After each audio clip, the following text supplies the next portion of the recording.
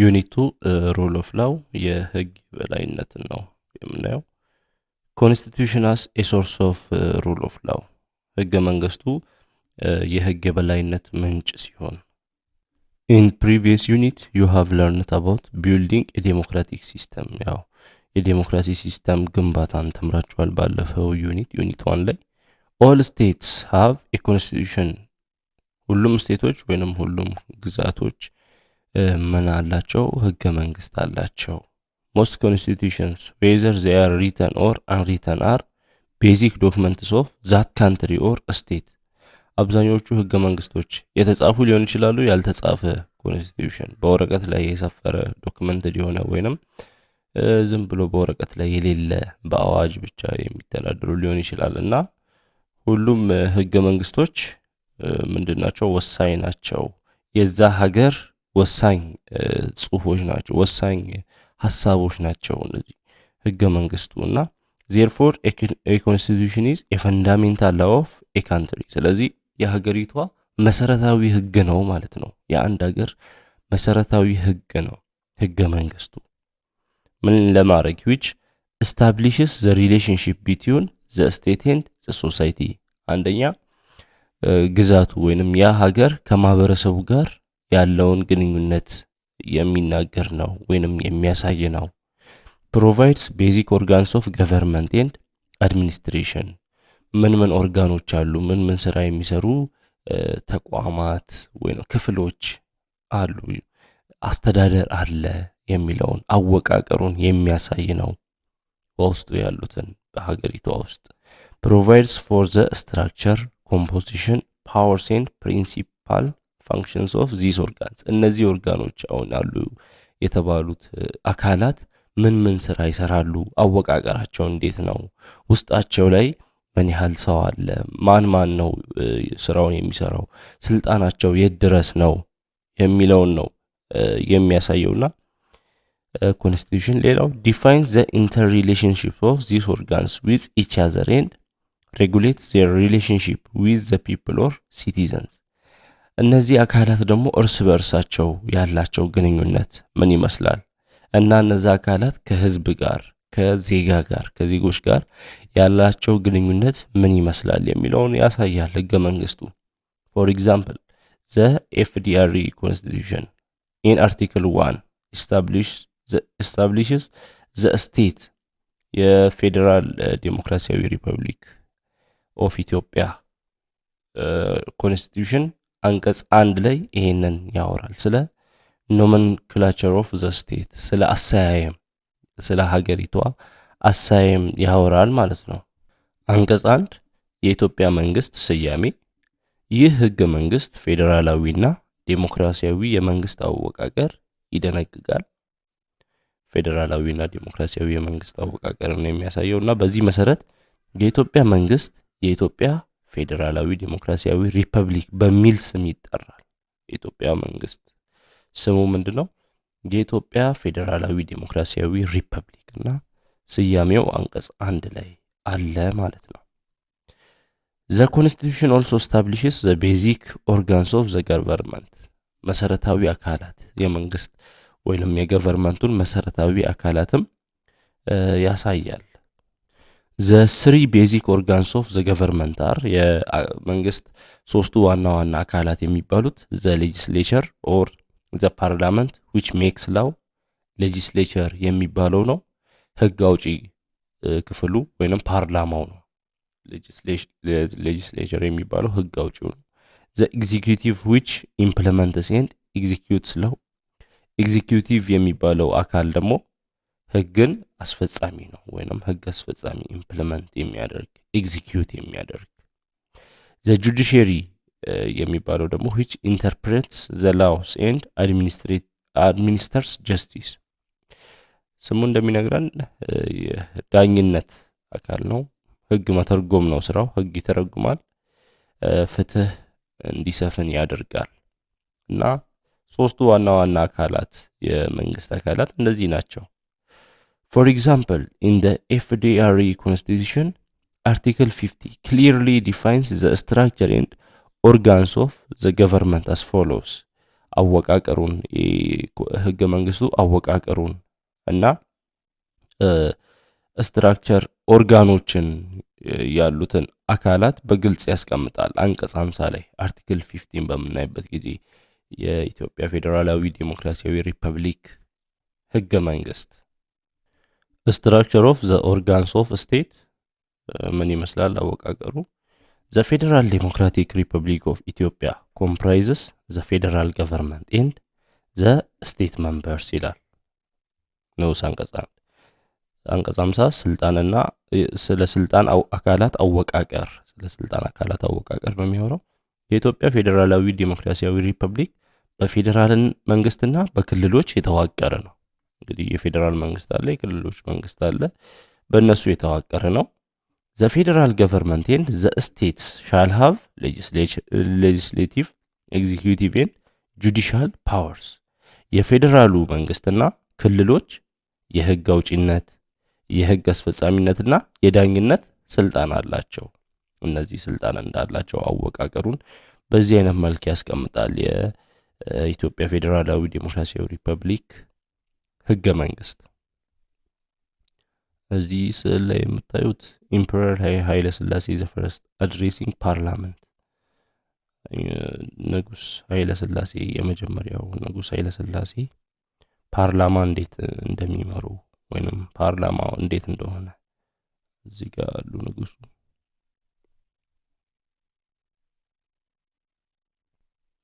In the following readings, you will see some important points on how a constitution is formulated and ratified in Ethiopia.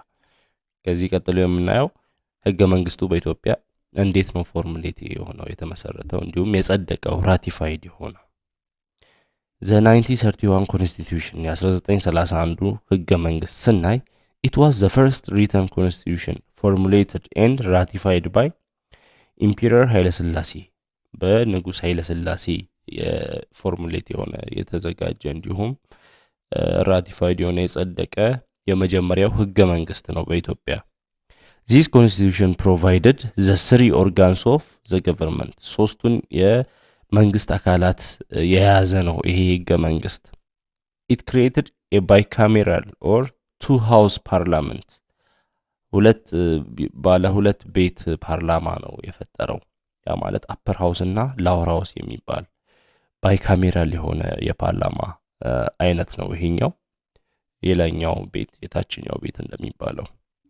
The members of the upper house was strong, composed of important members of the nobility selected and appointed by the emperor. upper house የሚባለው ያው እንደስሙ የላይኛው ከፍ ያለው ነው እና ጠንካራ ነው። የተቀናጀው ደግሞ ከባላባቶች members of nobility እና የተመረጡትና የተሰየሙት ደግሞ በኢምፔረሩ በንጉሱ በራሱ ነው። upper house ላይ ያሉ አባላት The lower house had an advisory role and was composed of individuals elected by the nobility in the upper house. lower house ላይ ያሉት ደግሞ የማማከር አገልግሎት ነው ያላቸው። ብዙ ጊዜ የተመረጡትም upper house ላይ ያሉት ባላባቶች ኖቢሊቲዎች ናቸው lower house ላይ ያሉትን የሚመርጡት እና second ስለዚህ therefore there was no public election of any of the members of the houses ስለዚህ ፐብሊክ የሆነ ምርጫ የለም ወይንም ህዝቡ የሚመርጥበት የለም። የአፐር ሃውሱን አባላት ኢምፔረሩ ይመርጣል። የላወር ሃውሱን አባላት ደግሞ አፐር ሃውስ ውስጥ ያሉት ኖቢሊቲዎች እዛ ውስጥ በኢምፔረሩ የተመረጡ ኖቢሊቲዎች ይመርጣሉ። ስለዚህ የህዝብ ምርጫ የሚባል ነገር የለም። Second, the constitution established a ministerial executive and judiciary with the imperial court ዙፋን ችሎት as the last court of appeal እና ህግ አስፈጻሚ እንዲሁም ህግ ተርጓሚ ወይንም የዳኝነት ስልጣኑም የት ነው established የሆነው እዛው በኢምፔረሩ ወይንም በንጉሱ ፍርድ ቤት ውስጥ ነው። ዙፋን ችሎት ይባላል እና ያ ነው የመጨረሻው ይግባኝ የሚጠየቅበት ቦታ እና Third, the constitution legalized the emperor's absolute power. ሶስተኛ ህገ መንግስቱ ምን አይነት ባህሪ ያለው የንጉሱን አብሶሉት ፓወር ወይንም የንጉስ ያለ መከሰስ መብት ንጉስ ሙሉ በሙሉ ስልጣን እንዳለው የሚያረጋግጥ ነው ህገ መንግስቱ። that means all powers and authorities such as appointment and dismissal of any government officials, granting land, the rendering of justice and declaring war, and all other necessary power and authority was in the hands or will of the emperor። ያ ማለት ምን ማለት ነው? ሙሉ ስልጣን አለው ሲባል ሁሉም አይነት ስልጣን፣ አንደኛ ሁሉም አይነት ስልጣን፣ ሁሉም አይነት አገዛዝ የገቨርንመንት ኦፊሻሎችን ባለስልጣናትን መሾም ሆነ መሻር የሚችለው ኢምፔረሩ ነው ንጉሱ። እንዲሁም ፍትህ እንዲሰፍን ማድረግ የሚችለው ንጉሱ ነው። መሬት መስጠት የሚችለው ለሰው ላንድ ግራንት ማድረግ የሚችለው መስጠት የሚችለው ንጉሱ ነው። ከፈለገ ጦርነት ማወጅ ካስፈለገም የሚያውጀው ንጉሱ ነው። ሌሎች አጠቃላይ አስፈላጊ የሆኑት ስልጣኖች ኃይላት ሁሉ በሱ እጅ ነው ያሉት። ስለዚህ ይሄን ነው አብሶሉት ፓወር አለው የተባለበት ምክንያት ይሄ ነው። ንጉሱ ሙሉ ስልጣን አለው። An article from the 1931 constitution reads ከ1931 ህገ መንግስት አንድ አንቀጽ ስናነብ ቻፕተር 2 ላይ ያለውን 6ኛውን በመናነብበት ጊዜ the emperor of Ethiopia has full and supreme governance over the imperial realm። ንጉሱ በግዛቱ ውስጥ ሙሉ የሆነ ሱፕሪም የሆነ አገዛዝ ስልጣን አለው። he secures the operation of governance acting in accordance with established law ይላል። አገዛዙን የሚፈጽመው በተመሰረተው ህግ መሰረት ነው ወይንም በህገ መንግስቱ መሰረት ነው ይላል። the 1955 revised constitution የተሻሻለውን ህገ መንግስት በመናይበት ጊዜ the emperor revised and granted the 1955 constitution የ1955ን ህገ መንግስት እንደገና ሪቫይዝ አድርገውታል ወይንም አሻሽለውታል ንጉሱ። This constitution gave more attention to strengthening the absolute power of the emperor and his family። ይሄ ህገ መንግስት ዋና ትኩረትን ያደረገው የንጉሱን አብሶሉት ፓወር ወይንም ስልጣን የበለጠ እንዲያጠናከር ታስቦ ነው እና ትኩረቱ ያ ነው እና የሱንና የቤተሰቡን ሙሉ ስልጣን ለማስጠበቅ ወይንም ለማጠናከር የተሻሻለ ህገ መንግስት ነው። It declared that the emperor had an absolute power over the executive, the legislative and the judiciary። ንጉሱ በእነዚህ አካላት በኤግዚኪዩቲቭ በህግ አስፈጻሚም በህግ አውጪም በዳኝነትም ወይንም በህግ ተርጓሚም ሙሉ ስልጣን እንዳለው የሚናገር ነው። This constitution also granted him power over the Orthodox Church። በኦርቶዶክስ ቸርች ላይም ስልጣንን የሚሰጠው ነበር ወይንም ፓወርን የሚሰጠው ነበር ይሄ ህገ መንግስት። As a result, all rules and regulations of the church were issued by the emperor። ስለዚህ የቸርቿ ሁሉም ህግጋትና ደንቦች በንጉሱ ስር ያሉ ናቸው ወይንም በንጉሱ የሚታዩ ነበሩ። And the election and appointment of the patriarch were to be approved by him። የፓትሪያርኩ መመረጥ ራሱ በሱ ነበር የሚጸድቀው በንጉሱ ነበር የሚጸድቀውና unlike the 1931 constitution, the 1955 constitution gave at least a textual recognition to rights and liberties of citizens። ከ1931 ህገ መንግስት የሚለየው ምንድነው? የ1955ቱ ህገ መንግስት በጽሁፍ ደረጃም ቢሆን ለህዝቡ መብት ሰጥቷል። መብትና ነጻነትን የሰጠ ነው በጽሁፍ ደረጃ ቢሆንም ማለት ነው። For instance, the right to vote was recognized in the process of electing the members of the Chamber of Deputies። ለምሳሌ የቻምበሩን አባላት በመምረጥ ረገድ ላይ እንደዚህ መንበሮችን በመምረጥ ረገድ ላይ የመምረጥን መብት የሰጠ ነበር። But movable properties or possession of land, the value of which was to be determined by electoral board, was a requirement to be a rightful candidate።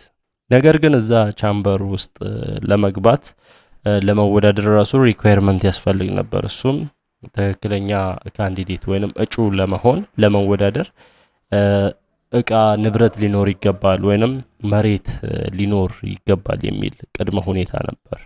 There was a notable indifference in the protection and enforcement of rights and liberties of the people. የሰዎችን መብትና የሰዎችን ነጻነት በመጠበቅ ረገድ ግን ግዴለሽ ሆኖ ነበር መንግስቱ። የተጻፈ ሊሆን ይችላል እንጂ የተጻፈው አልተተገበረም ነበር። The emperor on the other hand had an inviolable right and was not accountable to the people. በሌላ በኩል ደግሞ ንጉሱ የማይጣስ የማይገረሰስ መብት ያለው ነው እና ለህዝቡ ደግሞ ተጠያቂ አይደለም፣ ለሚሰራው ስራ አካውንቴብል አይደለም፣ ተጠያቂ አይደለም። Article 62 from the 1955 Constitution states አንቀጽ 62 ምን ይላል በዚህ ህገ መንግስት ላይ In accordance with tradition and the provisions of Article 4 of this Constitution, no one shall have the right to bring a suit against the emperor. በዚህ ህገ መንግስት አንቀጽ 4 ላይ ከተጠቀሰው በመነሳት ማንም ሰው ንጉሱን ሊከስ አይችልም ወይንም ንጉሱ ላይ ክስ ሊያስነሳ አይችልም የሚል የንጉሱን አብሶሉት ፓወር የሚያጠናክር ወርድ ነበር ወይንም ሐሳብ ነበረው። The 1987 Constitution 1987 ህገ መንግስት This was the third written constitution in Ethiopia. በኢትዮጵያ ሶስተኛው ህገ መንግስት ነው የተጻፈ ህገ መንግስት።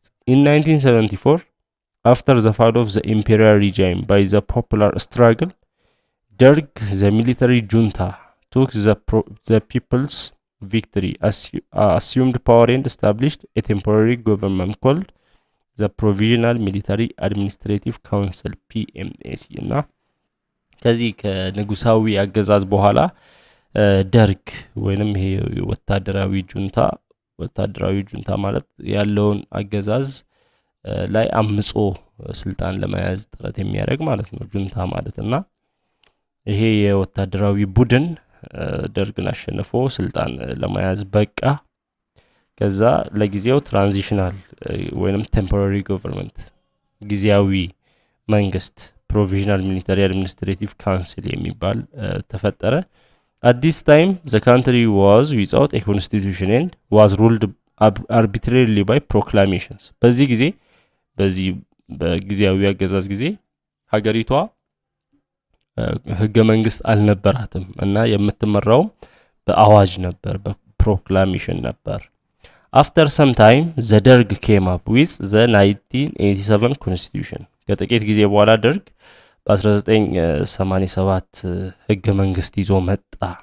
This constitution was formulated by a small groups of officials and their supporters እና በትንሽ አባላት የተጻፈ ነው ይሄ ህገ መንግስትና በትንሽ አባላትና በደጋፊዎቻቸው የተጻፈ ነው። It was eventually ratified by a meaningless referendum.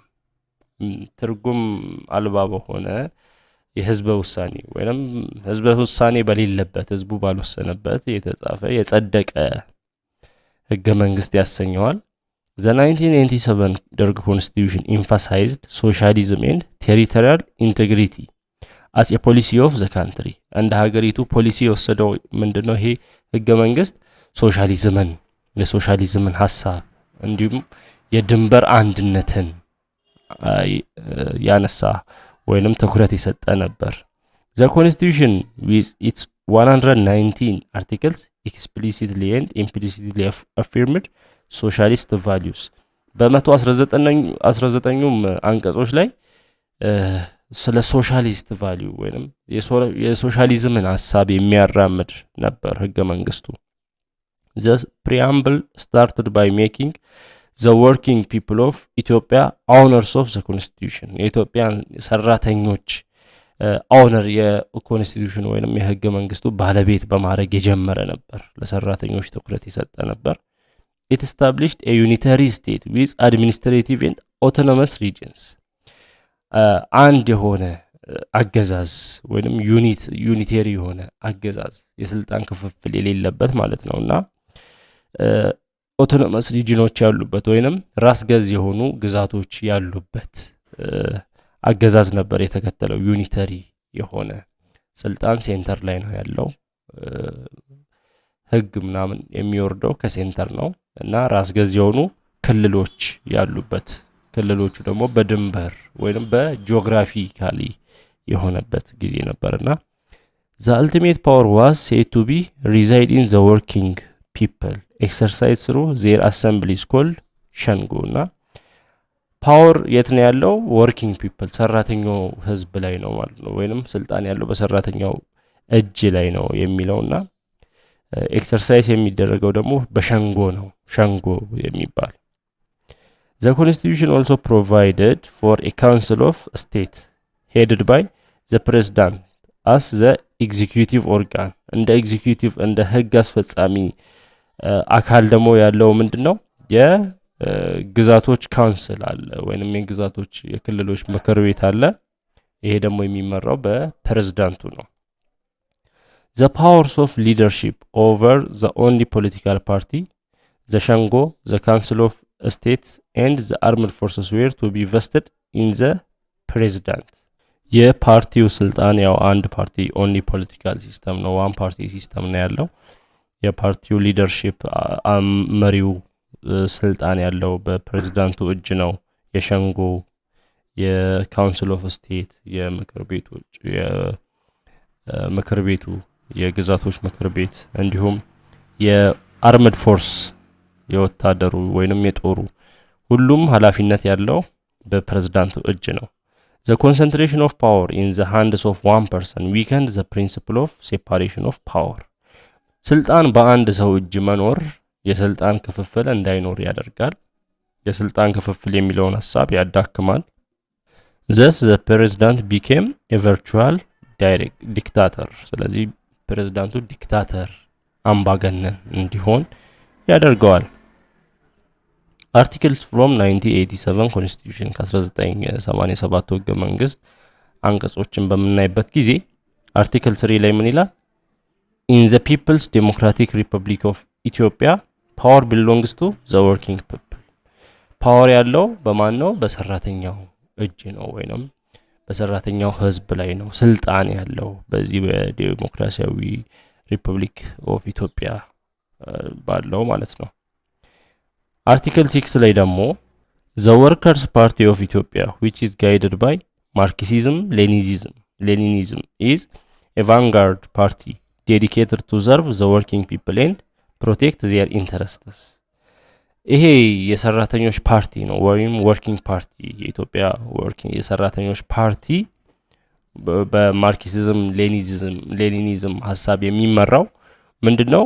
የሰራተኞችን መብት የሰራተኞችን ፍላጎት የሚጠብቅ ነው፣ የነሱን ፍላጎት የሚያሟላ ነው ይላል።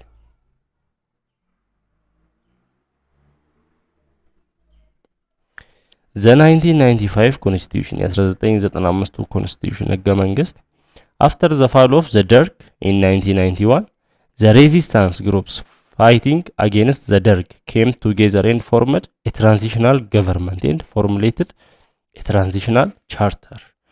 በ1991 ከደርግ መውደቅ በኋላ እንደዚህ ደርግን የጣሉ የተለያዩ ግሩፖች አንድ ላይ በመሆን የሽግግር መንግስትን መስርተው ነበርና የሽግግር ቻርተር ጽፈው ነበር እንደመተዳደሪያና the 1991 transitional charter laid the base for the adoption of the 1995 constitution of the Federal Democratic Republic of Ethiopia. ይሄ የ1991 ቻርተር ነው እንግዲህ ለ1995ቱም ህገ መንግስት እንዲጻፍ ዋና መሰረት የሆነው። The 1995 Federal Constitution was formulated by a constitutional commission with the participation of the public. ማህበረሰቡ ፐብሊክ በተሳተፈበት ህዝቡ በተሳተፈበት ነው ይሄ የ1995ቱ የፌደራል ህገ መንግስት ፎርሙሌት የሆነው የወጣው። This constitution was ratified by the Constituent Assembly elected by the nations, nationalities and peoples of Ethiopia. ይሄ ኮንስቲቱሽን የጸደቀው ኮንስቲቱንት አሰምብሊ በሚባል ነውና ኮንስቲቱንት አሰምብሊ ደግሞ የተመረጠው ከማን ነው? ከሙሉ ከህዝቡ ከብሔር ብሔረሰቦችና ህዝቦች ጋር አጠቃላይ የተመረጠ ነው ኮንስቲቱንት አሰምብሊ በሱ ነው የጸደቀው። አን አርቲክል ፍሮም 1995 ፌደራል ኮንስቲቱሽን ስቴትስ አንቀጾችን በምናይበት ጊዜ አንቀጽ 8ን ስናይ ስለ ሶቨሬኒቲ ኦፍ ዘ ፒፕል ያወራል። ኦል ሶቨሬን ፓወር ሪዛይድስ ኢን ዘ ኔሽንስ ናሽናሊቲስ ኤንድ ፒፕልስ ኦፍ ኢትዮጵያ። የህዝብ ሉዓላዊነት ነው ሶቨሬኒቲ ስንል ሉዓላዊነት ማለት ነውና የኢትዮጵያ ብሔሮች፣ ብሔረሰቦች፣ ህዝቦች የኢትዮጵያ ሉዓላዊ ስልጣን ባለቤቶች ናቸው። የስልጣኑ ባለቤቶች ብሔር ብሔረሰቦችና ህዝቦች እንደሆነ ያወራል። ንዑስ አንቀጽ 2 ላይ ደግሞ this constitution is an expression of their sovereignty። ይህ ህገ መንግስት የሉዓላዊነታቸው መገለጫ ነው። ሉዓላዊ ስልጣን የራሳቸው ነው፣ የህዝቡ ነው ማለት ነው። their sovereignty shall be expressed through their representatives elected in accordance with this constitution and through their direct democratic participation። ሉዓላዊነታቸውም የሚገለጸው በዚህ ህገ መንግስት መሰረት በሚመርጧቸው ተወካዮቻቸውና በቀጥታ በሚያደርጉት ዴሞክራሲያዊ ተሳትፎ አማካኝነት ይሆናል። እንግዲህ ህዝቡን ባለመብትነ እንደዚህ ስልጣን ያለው በእጅ ነው ተብሎ ምንድነው ማረጋገጫው ከተባለ እነሱ የመረጡት ሰው ነው እነሱን የሚወክለው። ሌላው እነሱ ደግሞ መምረጥ ይችላሉ፣ የፈለጉትን ሰው መምረጥ ይችላሉ፣ ስልጣን ላይ ማስቀመጥ ይችላሉ፣ ከፈለጉም ማውረድ ይችላሉ። ለዛ ነው ስልጣን በህዝብ እጅ የተባለው። HPR ነው የሚያሳየው ይስል House of People Representatives the embodiment of the will of the people የሰዎች ፍላጎት እንደሆነ የሰዎች ነፃ ፍላጎት እንደሆነ የሚያሳይ ነው የህዝቡ። ስለዚህ ከዚህ ቶፒክ ማስታወስ ያለብን the 1931 constitution was the first written constitution in Ethiopia። የ1931 ህገ መንግስት የመጀመሪያው የተጻፈ ህገ መንግስት ነው በኢትዮጵያ። it was made and given by Emperor ኃይለ ሥላሴ the first በንጉስ ኃይለ ሥላሴ the first የተጻፈ ነው ወይንም የተዘጋጀ ነው። the 1931 constitution was revised in 1955። የ1931 ህገ መንግስት 1955 ላይ revised ተደርጓል፣ ተሻሽሏል። unlike the 1931 constitution the 1955 constitution gave at least a textual recognition to the rights and liberties of citizens። ከ1931 ህገ መንግስት ለየት የሚያደርገው የ1955 ህገ መንግስት ቢያንስ ለዜጎች በጽሁፍ ደረጃ ቢሆን እንኳን መብትን ሰጥቷል፣ እንዲሁም ነፃነትን ሰጥቷል በጽሁፍ ደረጃ ቢሆን እንኳን። The 1987 Derg Constitution emphasized socialism and territorial integrity as a policy of the country። የ1987ቱ የደርግ ህገ መንግስት ደግሞ ሶሻሊዝምን ሐሳብ እንዲሁም የድንበር አንድነትን ቴሪቶሪያል ኢንቴግሪቲን አንድ ላይ አድርጎ ፖሊሲ አድርጎ የተነሳ ነው። After the fall of the Derg in 1991 the transitional government of Ethiopia was established። ደርግ ከወደቀ በኋላ በ1991 የሽግግር መንግስት ፎርምድ ሆኗል። the transitional government of Ethiopia guiding document that served as a constitution was the transitional charter። በዛ በሽግግር መንግስት ጊዜ ያለው ያስተዳደረ የነበረው እንደ ህገ መንግስት በቻርተር ነበር እስከ 1995 ድረስ። ለ1995ቱ ኮንስቲቱሽን አዶፕትድ እንዲሆን ደግሞ መሰረት የጣለ ነው። የ1995ቱ ኮንስቲቱሽን ደግሞ በኦገስት 1995 አዶፕትድ ሆኗል።